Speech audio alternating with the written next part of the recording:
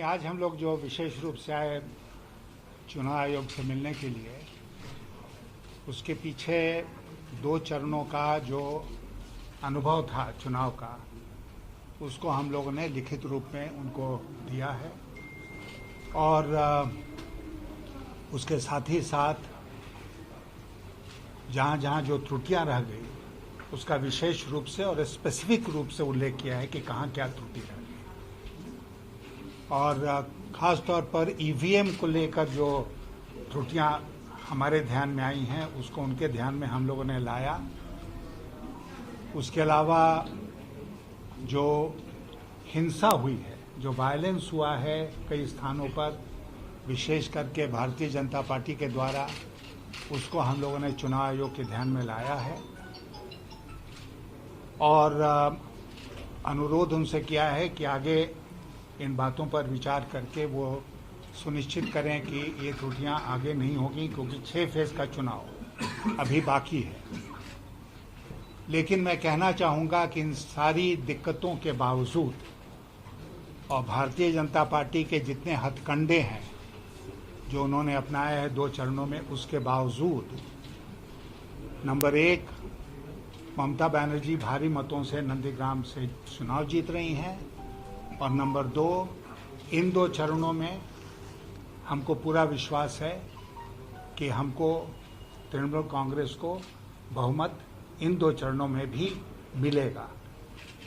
आपको याद होगा कि पहले चरण के चुनाव के बाद देश के गृह मंत्री ने एक भविष्यवाणी की थी कि 30 में वो 26 सीट जीतने जा रहे हैं।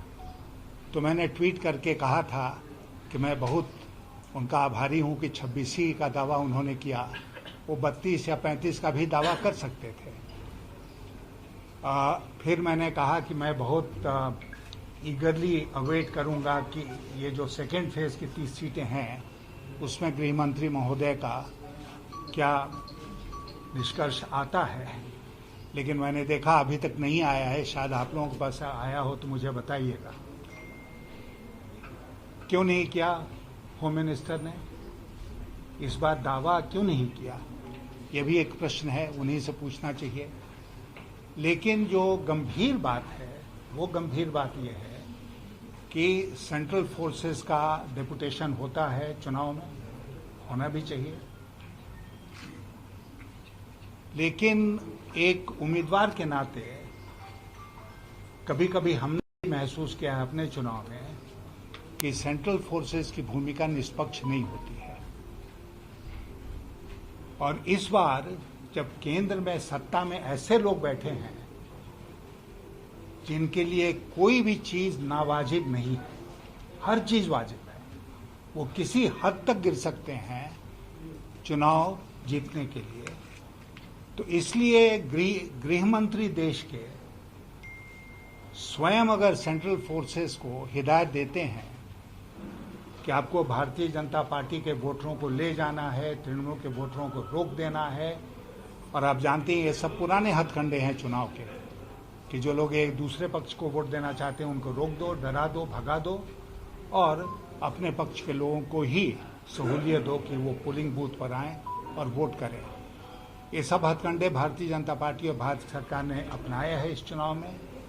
चुनाव आयोग का ये कर्तव्य बनता है कि वो देखें कि चुनाव निष्पक्ष और फेयर हो, और यही रिक्वेस्ट करने के लिए हम लोग आज चुनाव आयोग से मिलने आए थे। आप कह रहे हैं दोनों चरणों में जो चुनाव वो निष्पक्ष रूप से चुनाव लिए, आप कहना चाहते हैं? मैं ये कहना चाहता हूं कि जितना उसको पार्टीजान, एक पक्षीय बनाया जा सकता था, उतनी भरपूर प्रयास भारतीय जनता पार्टी और देश के गृह मंत्री महोदय ने किया।